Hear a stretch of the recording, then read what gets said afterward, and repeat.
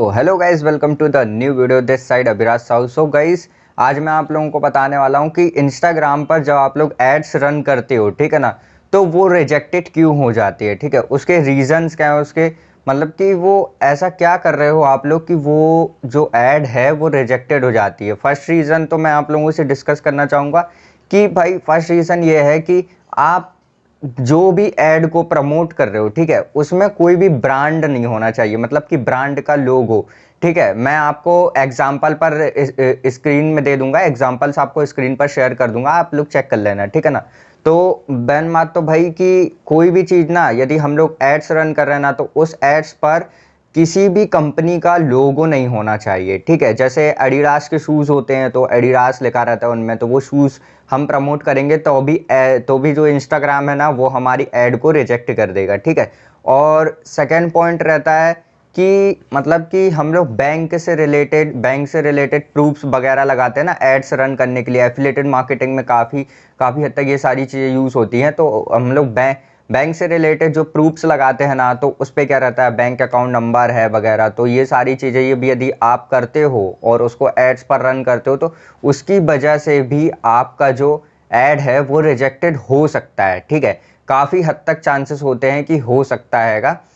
लेकिन अभी मैंने ये चीज़ ट्राई भी किया कुछ, और ट्राई करने के बाद ही आपको बता रहा हूँ कि मतलब मैंने अभी 2-3 बार ऐसा किया था कि बैंक से रिलेटेड प्रूफ्स वगैरह मैंने रन किए थे एड्स पर। ठीक है, तो ऐड रिजेक्टेड तो नहीं हुई, लेकिन कुछ दिन बाद अकाउंट में रेस्ट्रिकेटेड प्रॉब्लम्स आ जाती है। ठीक है, तो उसका सॉल्यूशन भी मैं आपको बहुत ही जल्दी बता दूंगा। लेकिन गाइस, ये जो 2 पॉइंट है ना, ये 2 पॉइंट आपको याद रखना है कि फर्स्ट तो आपकी ऐड में किसी का लोगो नहीं होना चाहिए, किसी भी ब्रांड का लोगो नहीं होना चाहिए। यदि ये होगा तो आपकी ऐड रिजेक्ट हो जाएगी। सेकंड कि आपका मतलब कि कोई भी बैंक अकाउंट से रिलेटेड जो प्रूफ होता है, या फिर बैंक अकाउंट नंबर है, या किसी अमाउंट से रिलेटेड कोई कोई डिटेल्स हैं उसमें, तो वो चीज़ भी यदि आप एड्स पर रन करते हो तो भी आपकी ऐड जो है वो रिजेक्टेड हो जाएगी। ठीक है, थर्ड पॉइंट आता है कि आप किसी पोस्ट को प्रमोट कर रहे हो। ठीक है, आप किसी पोस्ट को प्रमोट कर रहे हो ना, तो वो पोस्ट जो है, उस पोस्ट पर आपके जो हैशटैग्स वगैरह यूज होते हैं, ठीक है, like for follow, follow for follow, तो ये सारे जो हैशटैग्स वगैरह होते हैं ना, ये हैशटैग्स या अगर उस पोस्ट पर है तो भी भाई जो ऐड है वो रिजेक्टेड हो जाएगी आपकी, क्योंकि ये हैशटैग्स इंस्टाग्राम वो करता ही नहीं है, प्रमोट करता ही नहीं है। हैशटैग्स पोस्ट के साथ वो प्रमोट करेगा ही नहीं, इसकी वजह से भी आपकी जो ऐड है वो रिजेक्टेड हो जाएगी। ठीक है, अब आता है फोर्थ पॉइंट कि भाई क्या होता है, कभी कभी ये सारी चीज़ें भी हमारी सही होती है, लेकिन हम एड्स करने से पहले अपनी जो टारगेटिंग ऑडियंस है उनको सही तरीके से जान नहीं पाते, जिसकी वजह से भी जो एड रिजेक्शंस की प्रॉब्लम आती है वो भी एड रिजेक्शंस आ ही जाता है। ठीक है, इसकी वजह से भी एड रिजेक्शंस आता है। ठीक है, और उसके बाद जो फिफ्थ पॉइंट ये है कि आप लोग एड्स रन करते हो तो मिनिमम अमाउंट से पहले एड्स रन स्टार्ट किया करो। कि जैसे कि 80 रुपए से अभी स्टार्टिंग चल रही थी, लेकिन अभी इंस्टाग्राम ने 120 कर दिया है, तो आप लोग मिनिमम अमाउंट ऐड करके, ठीक है, ये नहीं कि 120 से स्टार्टिंग है तो 300 डायरेक्ट ऐड कर लिया। तो इंस्टाग्राम वाले कैसे होते हैं पता है, वो लोग देख लेते हैं किसी के इंस्टाग्राम आईडी पर ज़्यादा पैसा डला हुआ है, तो उसका जो ऐड अकाउंट है और वो फर्स्ट टाइम यदि वो ऐड रन कर रहा है, तो ज़्यादातर चांसेस होते हैं कि उसका ऐड अकाउंट फर्स्ट टाइम पर ही ब्लॉक कर देते हैं। ठीक है, तो ये चीज़ भी आपको ध्यान रखनी है। बिल्कुल मिनिमम अमाउंट इन्वेस्ट करना है, जितना है उतना ही आपको इन्वेस्ट करना है। ठीक है, अब आता है 6 पॉइंट होता है कि आप लोग फेसबुक पेजेस वगैरह ऐड नहीं करते और डायरेक्ट ऐड रन करने लगते हो। ठीक है, इंस्टाग्राम पर आपको फेसबुक पेज को कनेक्ट करना होता है,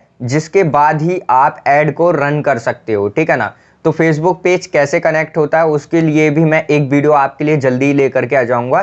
ठीक है ना, तो वो मैं आपको डिस्क्रिप्शन पर उसकी लिंक दे दूंगा, जैसा भी होता है मैं, या फिर आप मेरे चैनल को सब्सक्राइब कर देना, तो आपको डायरेक्टली वो जो वीडियो की नोटिफिकेशन है वो आपके पास मिल जाएगी। ठीक है ना, तो अभी आपको क्या करना है कि भाई ये सारे जो पॉइंट्स हैं, ठीक है, ये सारे पॉइंट्स आपको याद रखने हैं। ठीक है, अब 7th पॉइंट जो होता है कि बजट ड्यूरेशन और सेट डेज ड्यूरेशन और बजट ड्यूरेशन, यहाँ पे भी बहुत सारे लोग कंफ्यूज होते हैं कि कितना ड्यूरेशन के लिए किया जाए। ठीक है, जैसे आपने 120 अमाउंट आपने ऐड किया है, ठीक है, 120 आपने अमाउंट ऐड किया, तो आप एक दिन के लिए रन करो।